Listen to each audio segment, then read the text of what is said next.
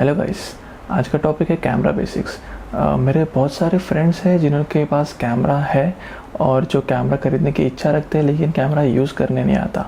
आज हम कैमरा का फंडामेंटल फंक्शनिंग इजी भाषा में बोलो तो कैमरा किस तरह वर्क करता है ये सीखेंगे। जैसे कि आपको पता है कि कैमरा का बेसिक फंक्शनिंग आई को स्टडी करके ही बनाया गया है।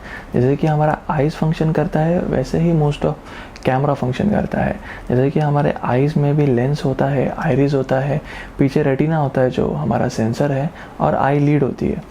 तो कैमरा में कैसा होता है, कैमरा में भी सेम फंक्शनिंग है। आगे लेंस दिया गया है, बीच में आइरिस।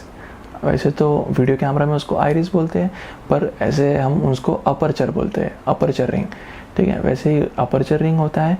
पीछे एंड में रेटिना, जैसे कि हमारा सेंसर है वैसे कैमरा का बैक एंड में सेंसर होता है, और उसके लेंस और सेंसर के बीच में होता है शटर जो आई लीड का काम करता है।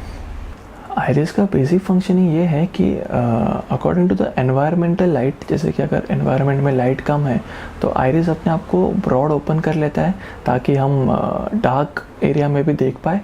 और अगर बहुत ब्राइट सनलाइट या बहुत ब्राइट लाइट हो तो वो अपने आप को थोड़ा क्लोज कर लेता है, जिससे क्या होता है कि हमारा रेटिना डिस्ट्रॉय नहीं होता, सेंसर ख़राब नहीं होता। और अगर लाइट बहुत ज़्यादा हो और आइरिस उसको संभाल ना पाए तो हमारा आई लीड वर्क करता है। आई लीड क्या करता है, छोटा हो जाता है या अपने आप को ऑलमोस्ट बंद कर लेता है कि हमारा जो आई सेंसर है वो ख़राब ना हो जाए। ठीक है, वैसे ही सेम वर्क कैमरा का भी है। कैमरा का वर्क में क्या होता है, कैमरा के अंदर अपर्चर रिंग होती है जो आइरिस बोलते हैं हम उसको। अपर्चर रिंग होती है जो खुलती बंद होती है अकॉर्डिंग टू द लाइट। अगर आपको पता है कि बाहर लाइट बहुत ज़्यादा है तो आप वो अपर्चर रिंग को बंद कर दें, और अगर आपको लग रहा है कि लाइट बहुत कम है तो आप अपर्चर रिंग को खोल सकते हैं। इस अपर्चर रिंग का एक और फंक्शनिंग ये है कि आप जितना अपर्चर रिंग को बंद करते हैं उतना ही डेप्थ ऑफ फील्ड कम हो जाती है। जैसे कि बैकग्राउंड ब्लर नहीं होता, बैकग्राउंड क्लियर दिखता है अपर्चर रिंग बंद करने से। जितना आप अपर्चर रिंग खोलेंगे उतना ही आपका बैकग्राउंड ब्लर आपको मिलेगा कैमरा में।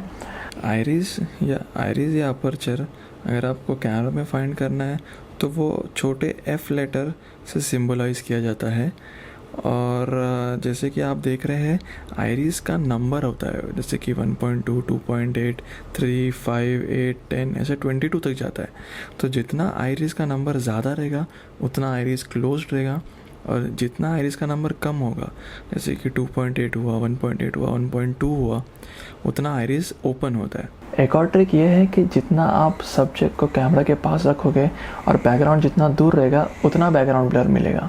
शटर का भी यही वर्क है कि शटर एक टाइम पीरियड के लिए ओपन होता है सेंसर के लिए, जितने टाइम तक आप फ़ोटो खींचते हो।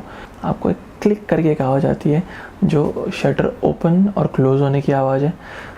शटर का फंक्शनिंग ये है कि जितना शटर स्पीड स्लो होगा या लो होगा उतना सेंसर को लाइट ज़्यादा मिलेगी, और जितना शटर स्पीड ज़्यादा होगा उतना लाइट कम मिलेगी। इससे क्या है कि अगर आप लो लाइट में काम कर रहे हैं तो आप शटर स्पीड लो करके काम कर सकते हैं, और आप अगर ब्राइट सनलाइट में काम कर रहे हैं तो आप शटर स्पीड बढ़ा के काम कर सकते हैं। जितना शटर स्पीड स्लो होगा उतना आपको मोशन ब्लर मिलेगा, और जितना शटर स्पीड फास्ट होगा उतना आपको शार्प इमेजेस मिलेंगे मूवमेंट के टाइम पे।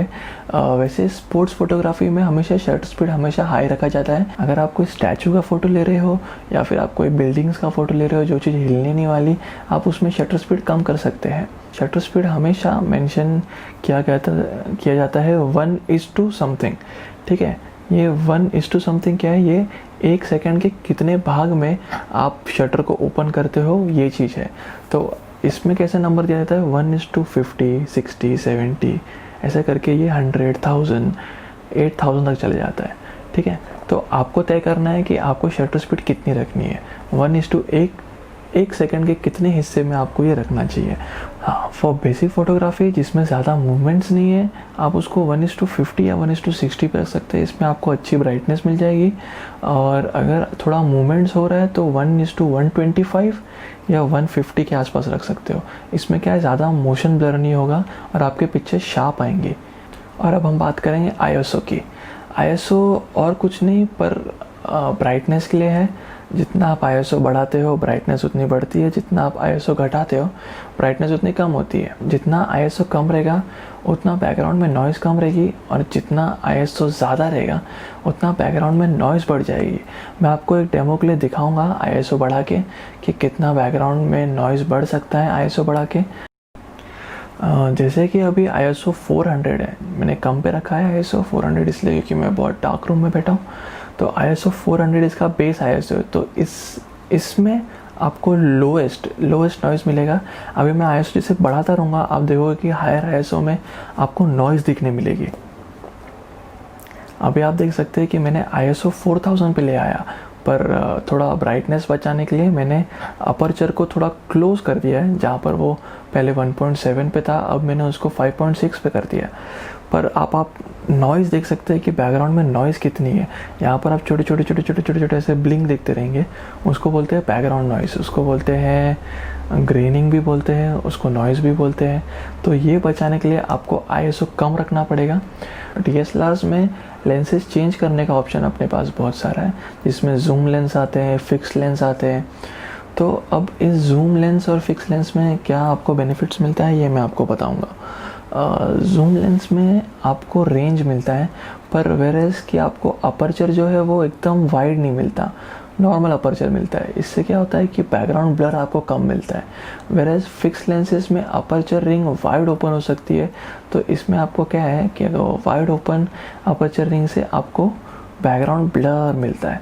तो थोड़ा मेरे ख्याल से लोगों को वही ज़्यादा पसंद है। जैसे कि हम बात कर रहे थे लेंसेज की, तो ये है जूम लेंस। जैसे कि आप देख सकते हैं इसके ऊपर लिखा हुआ है 12 to 60, ये उसका फोकल रेंज है कि ये 12 to 60 के रेंज तक जूम कर सकता है, ठीक है। और जैसे कि मैं आपको बता रहा था कि हर एक लेंस के ऊपर कुछ इस तरह से आप देखेंगे, कुछ इस तरह से यहाँ देखो कैसे लिखा हुआ है 2.8 to 4। ये क्या है, ये है हमारा अपर्चर, और 12 to 60 इसका फोकल रेंज। ये जब 12 के रेंज पे रहेगा तब इसका अपर्चर 2.8 रहेगा, और जैसे ये 60 पे जाएगा वैसे ही इसका अपर्चर चल जाएगा 4 पे। इसको बोलते हैं वेरिएबल अपर्चर। जैसे कि हमने बात की थी फिक्स लेंसेज की, तो ये है फिक्स लेंस जो है हमारा 42.5, ये फिक्स्ड है, ये जूम नहीं करता। पर फिक्स लेंस का एक बेनिफिट ये है कि इसका अपर्चर कम रहता है।